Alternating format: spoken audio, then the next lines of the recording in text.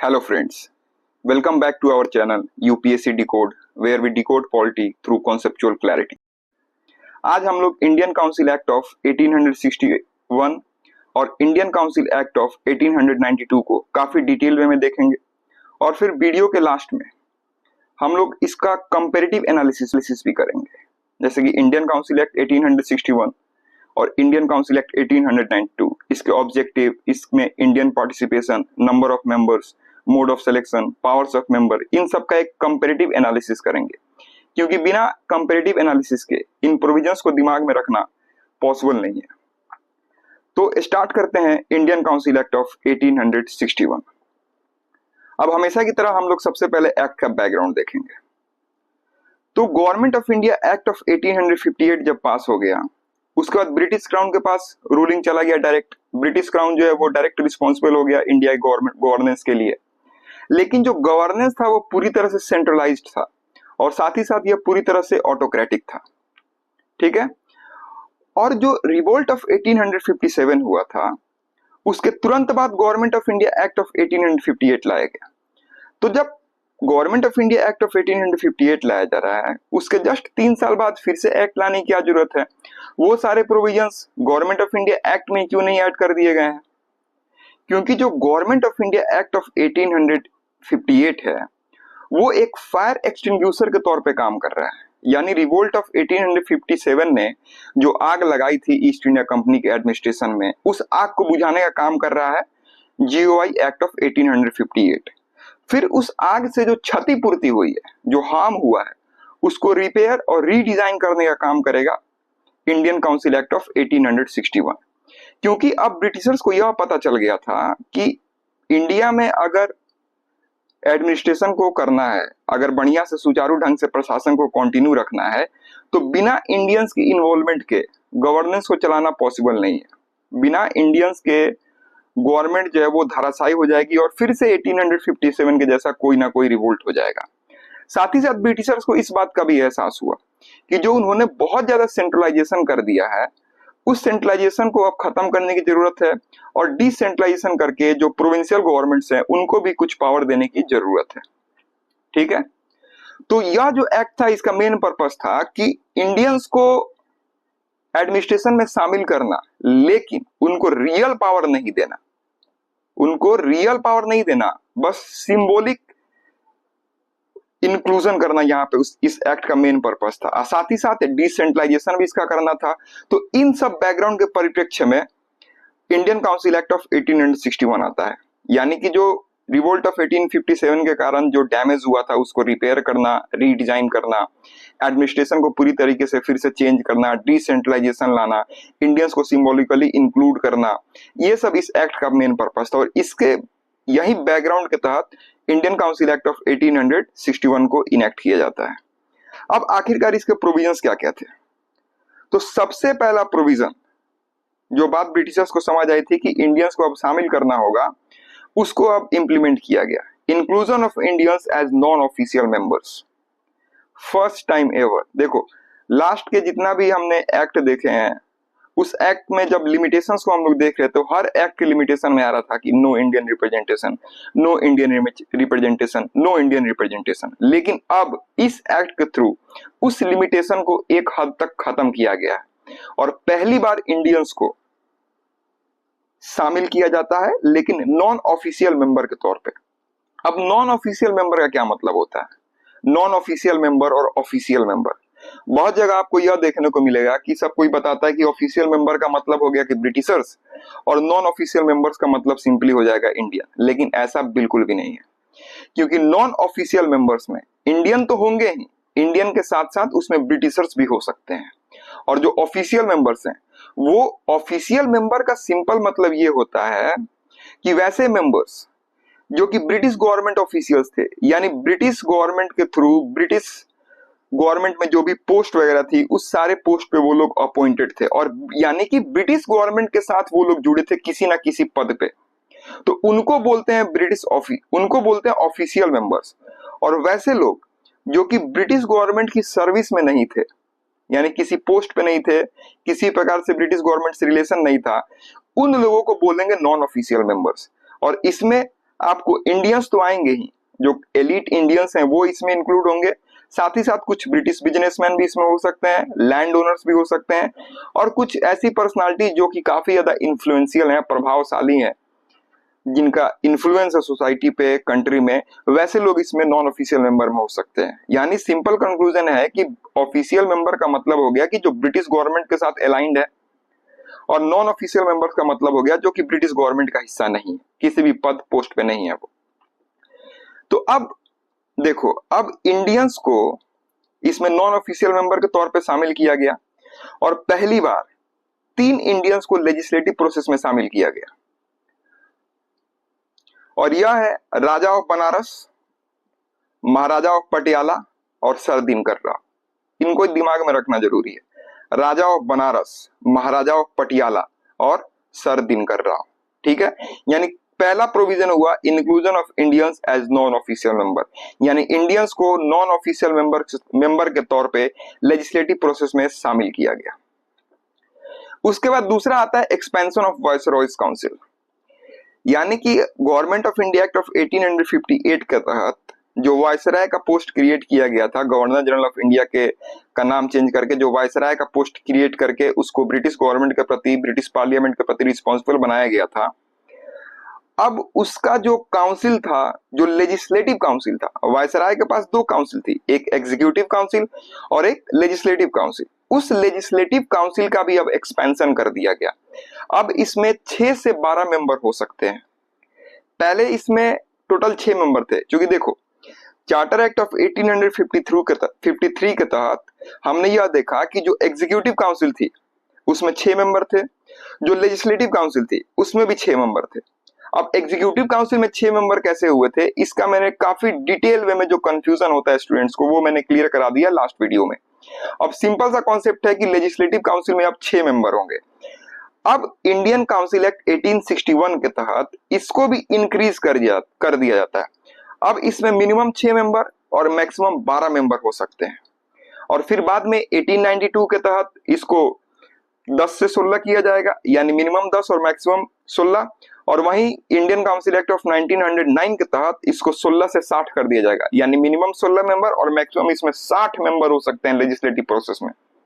ठीक है, यानी एक्सपेंशन ऑफ वायसरायज काउंसिल हुआ, 6 से 12 मेंबर अब इसमें हो सकते हैं। लेकिन यह जो मेंबर है यह इलेक्टेड नहीं होंगे, वोटिंग के थ्रू इनका नहीं होगा सिलेक्शन, यानी इलेक्शन इनका वोटिंग के थ्रू नहीं होगा, बल्कि वायसराय इनको नॉमिनेट करेगा।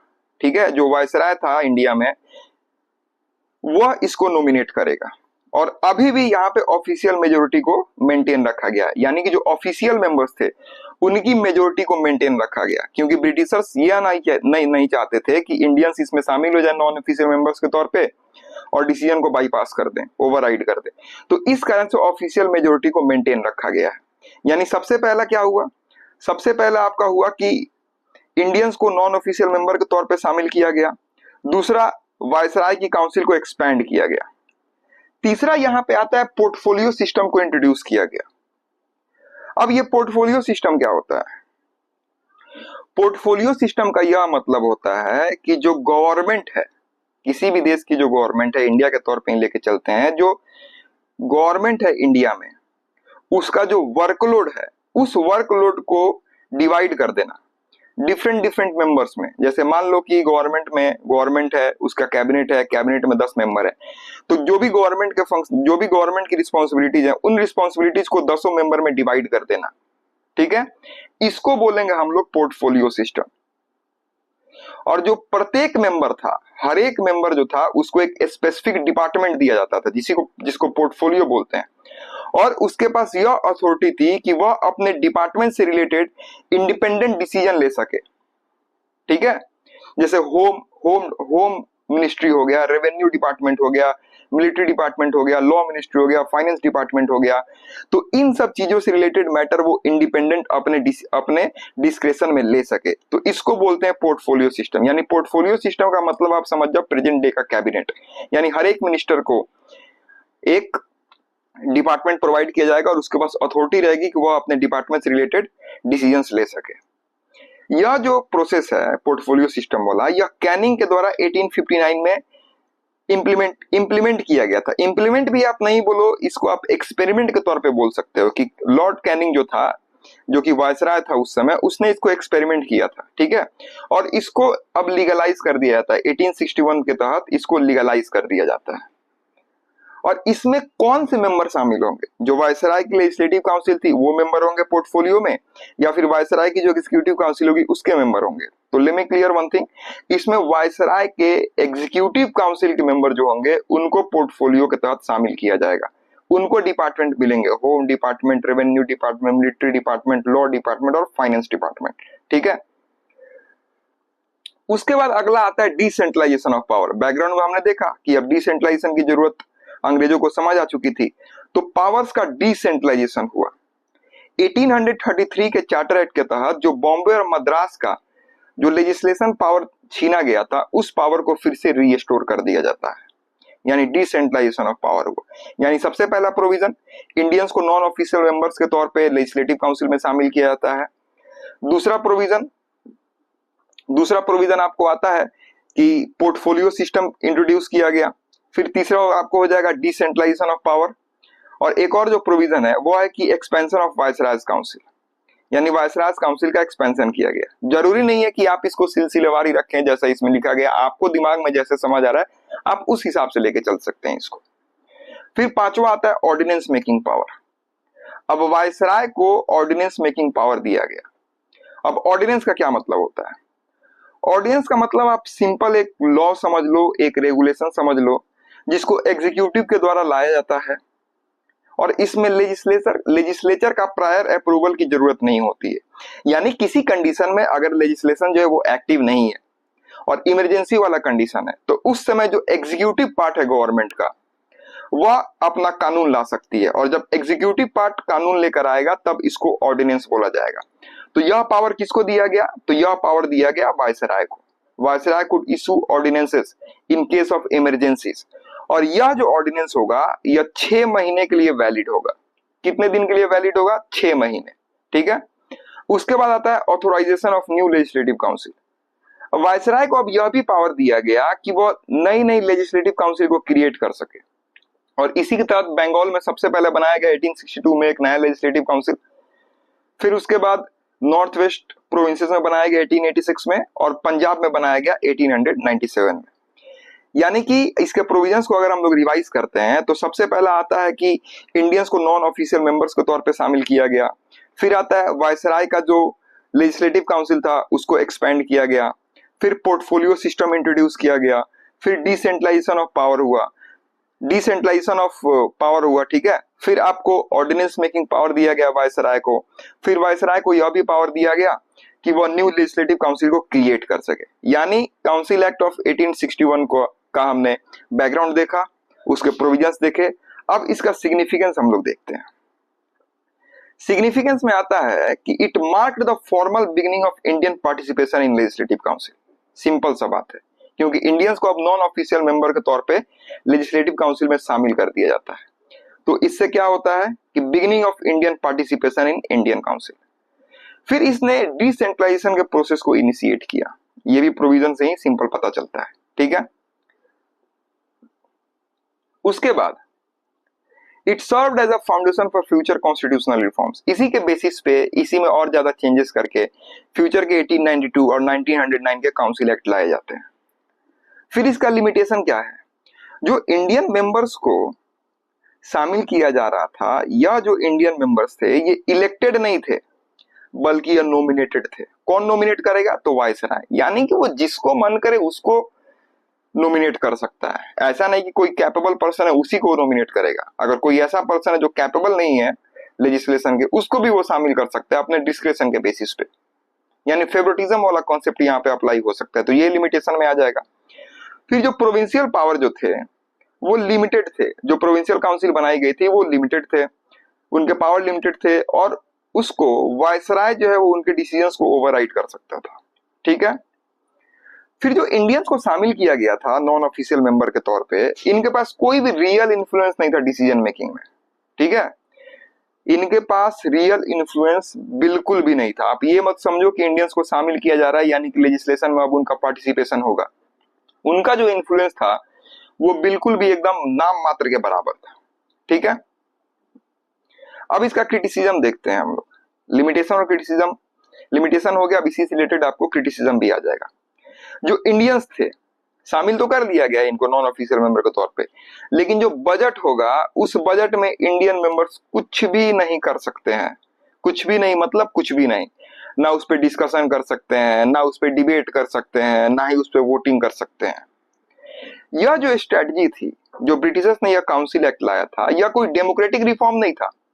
इससे कोई भी डेमोक्रेटिक रिफॉर्म नहीं हुआ, डेमोक्रेटिक पार्टिसिपेशन बिल्कुल भी नहीं हुआ इससे, बल्कि यह एक रॉयल या फिर लॉयल एलिट क्लास क्रिएट करने का एक स्ट्रेटजी था, ताकि रिवोल्ट ऑफ 1857 जैसा जो रिवोल्ट हुआ है उसको डिले किया जा सके। री enforced colonial control with minor cosmetic changes.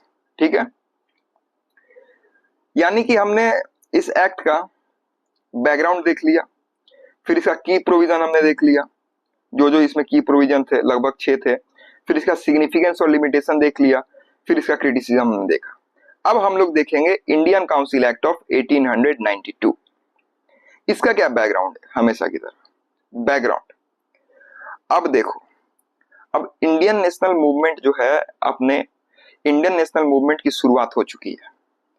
ठीक है, अब लोगों के बीच में पॉलिटिकल अवेयरनेस इंक्रीज हो रहा है। 1885 में इंडियन नेशनल कांग्रेस का फॉर्मेशन हो गया है। यह लोगों को पॉलिटिकली अवेयर करा रही है, लोगों को उनके राइट्स के बारे में बता रही है। ठीक है, यानी कि अब पॉलिटिकल अवेयरनेस इंडिया में इंक्रीज हो रहा था। इंडियन नेशनल कांग्रेस का फॉर्मेशन भी हो चुका था। कांग्रेस जो है यह डिमांड कर रही थी कि इंडियंस को लेजिस्लेटिव प्रोसेस में और फाइनेंस के ऊपर एक कंट्रोल मिलना चाहिए और इनका लेजिस्लेटिव प्रोसेस में पार्टिसिपेशन इंक्रीज होना चाहिए। यानी लोगों के बीच में पॉलिटिकल अवेयरनेस बढ़ चुका था। इसी बीच इंडियन नेशनल कांग्रेस का भी एस्टैब्लिशमेंट हो चुका था, और कांग्रेस के एस्टैब्लिशमेंट होने के बाद कांग्रेस जो थी वह डिमांड कर रही थी कि लेजिस्लेटिव प्रोसेस में इंडियंस का पार्टिसिपेशन को इंक्रीज किया जाए, और जो फाइनेंस है उस पर भी इंडियंस को कुछ कंट्रोल दिया जाए। तो इस कारण से ब्रिटिशर्स को फिर से डर लगने लगा कि ऐसा नहीं कि फिर से रिवोल्ट ऑफ 1857 जैसा कोई रिवोल्ट हो जाए।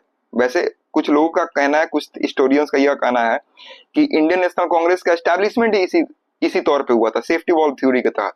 लेकिन फिर भी एक एस्पेक्ट लेके चलते हैं, तो ब्रिटिशर्स को यह डर था कि फिर से मत रिवोल्ट ऑफ 1857 जैसा कोई रिवोल्ट हो जाए। तो इस कारण से यह जो एक्ट था, जो अर्ली नेशनलिस्ट डिमांड थी कि इंडियंस का पार्टिसिपेशन इंक्रीज हो, लेजिस्लेटिव प्रोसेस में उनको शामिल किया जाए और उनको अधिकार भी दिए जाए, साथ ही साथ फाइनेंस के ऊपर कंट्रोल दिया जाए, तो ये सब अर्ली नेशनलिस्ट डिमांड थी। इसके प्रति यह जो एक्ट था एक रिस्पॉन्स था, और रिस्पॉन्स के तहत इस एक्ट को लाया गया। अब इसके प्रोविजंस देखते हैं। 1861 के डिस्कशन के समय मैंने आपको बताया कि लेजिस्लेटिव काउंसिल में का एक्सपेंशन किया गया और उसमें मिनिमम 6 से 12 मेंबर हो सकते हैं। अब फिर से उस लेजिस्लेटिव काउंसिल का एक्सपेंशन किया जाएगा, और अब इसमें मिनिमम 10 मेंबर और मैक्सिमम 16 मेंबर हो सकते थे।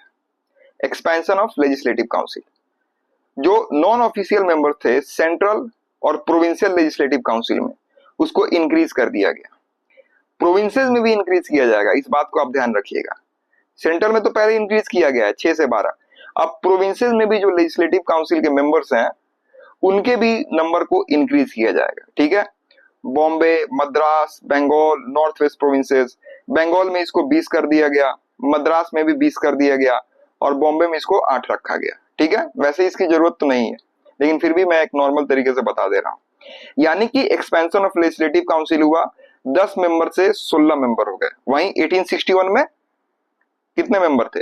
6 से 12, मिनिमम 6 मैक्सिमम 12। अब 1892 के तहत मिनिमम 10 मैक्सिमम 16। साथ ही साथ इस बात को ध्यान रखना है कि प्रोविंशियल लेजिस्लेटिव काउंसिल में भी मेंबर्स का नंबर को इंक्रीज किया गया, एक्सपेंड किया गया इसको। अब देखो, इंट्रोडक्शन ऑफ इनडायरेक्ट रिप्रेजेंटेशन, इसका क्या मतलब हुआ? पहली बार इंडियंस को अब नॉमिनेट किया जाएगा बेस्ड ऑन रिकमेंडेशन। देखो 1861 में क्या पढ़ा कि वायसराय जो है वो नॉन ऑफिशियल मेंबर्स को नॉमिनेट करेगा, लेकिन अब नॉमिनेशन के साथ साथ यहाँ पे रिकमेंडेशन भी है। सेंट्रल लेजिस्लेटिव काउंसिल में जो इंडियंस नॉमिनेट होंगे, प्रोविंशियल लेजिस्लेटिव काउंसिल में जो इंडियंस नॉमिनेट होंगे, वो रिकमेंडेशन के तौर पे उनका नॉमिनेशन किया जाएगा। जो सेंट्रल लेजिस्लेटिव काउंसिल है उसमें कौन रिकमेंड करेगा? तो जो प्रोविंशियल लेजिस्लेटिव काउंसिल के नॉन ऑफिशियल मेंबर्स थे वो रिकमेंड करेंगे। साथ ही साथ जो बंगाल चैम्बर ऑफ कॉमर्स था यह लोग रिप्रेजेंट करेंगे इसको। अब बंगाल चैम्बर ऑफ कॉमर्स क्या है? यह एक तरीके का आप बिजनेस एसोसिएशन समझ जाओ, ट्रेड एसोसिएशन समझ जाओ, जिसमें मोस्टली ब्रिटिश मर्चेंट थे, ट्रेडर्स थे, प्लांटेशन ओनर्स थे और इंडस्ट्रियलिस्ट थे। और इसका जो एस्टैब्लिशमेंट है वो 1853 में कलकत्ता में हुआ था।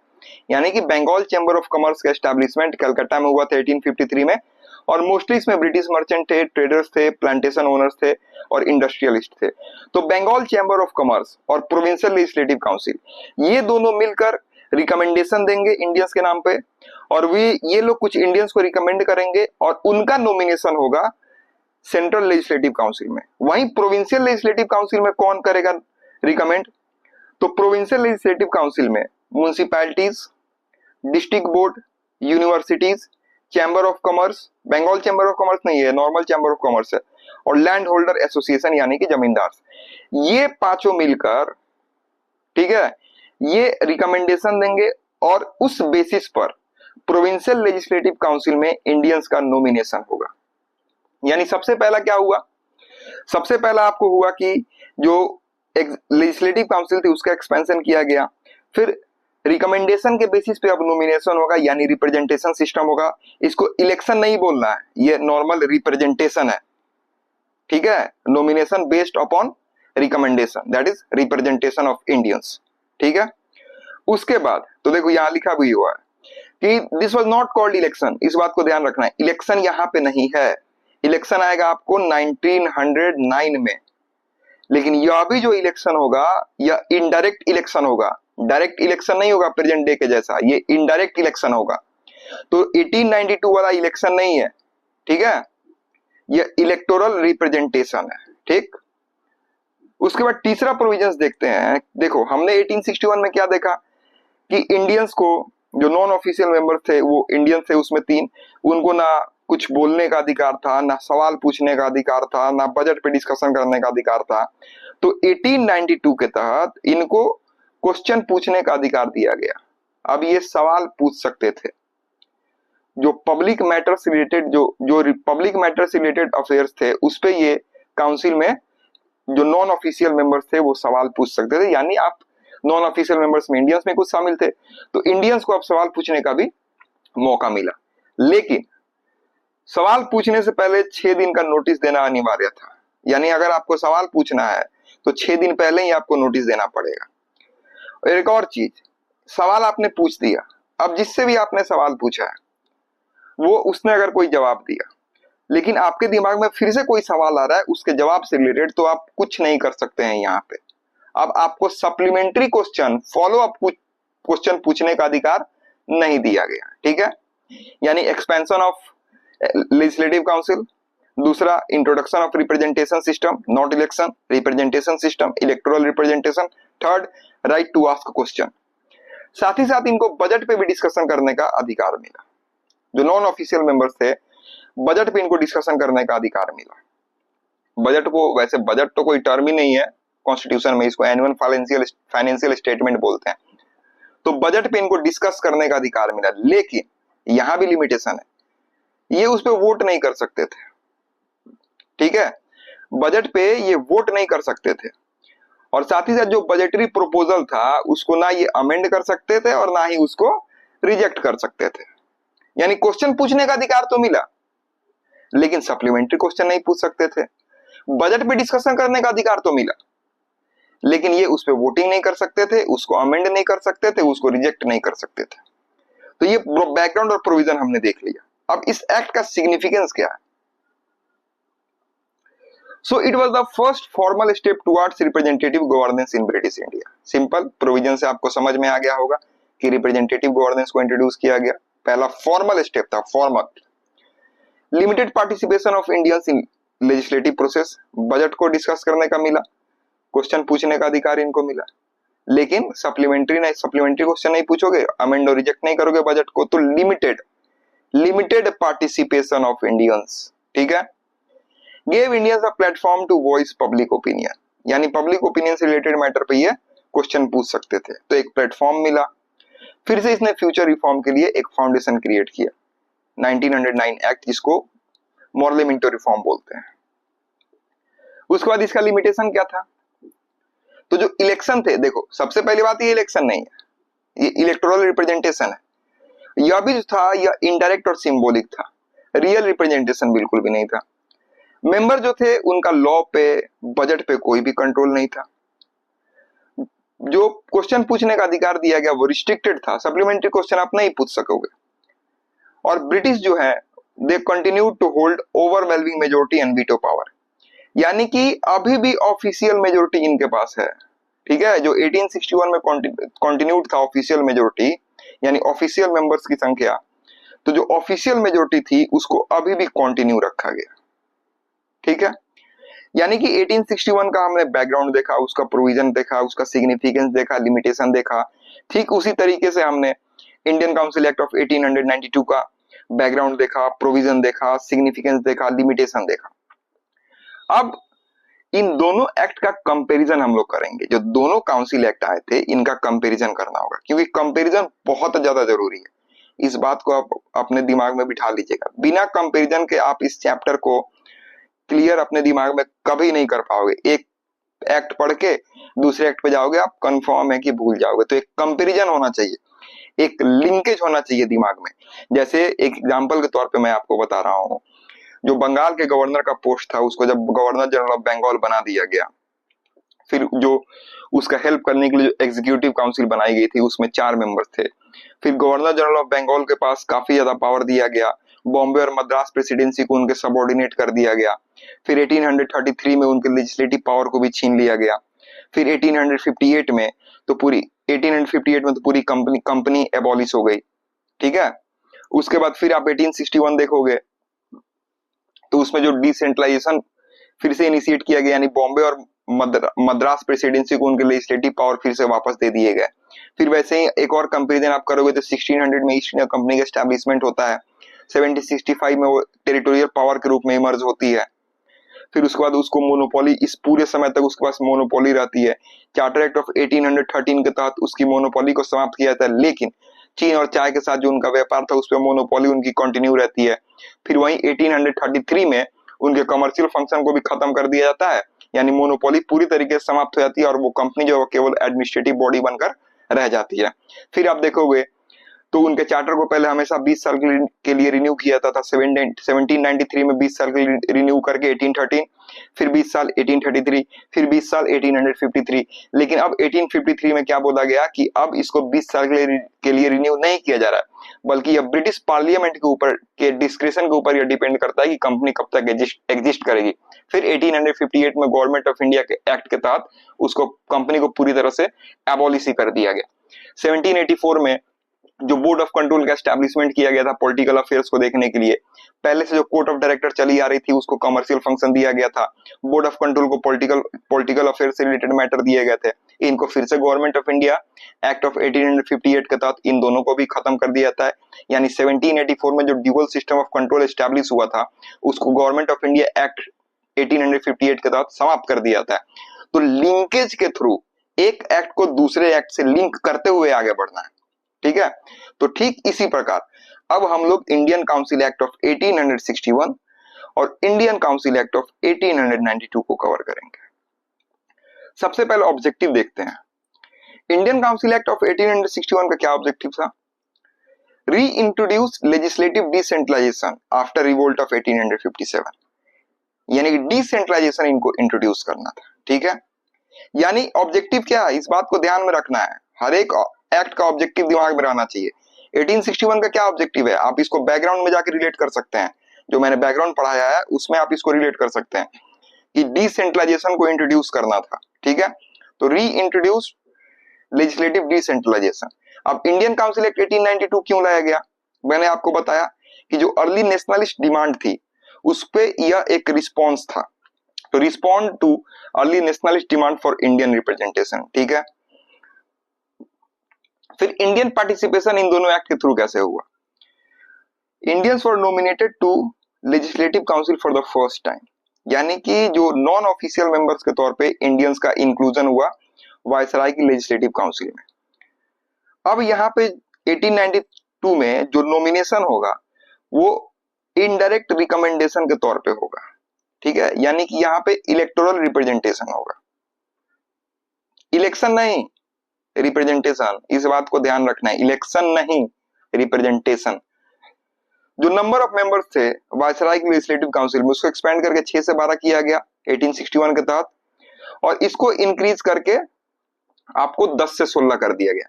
साथ ही साथ प्रोविंशियल काउंसिल में भी इंक्रीमेंट किया गया।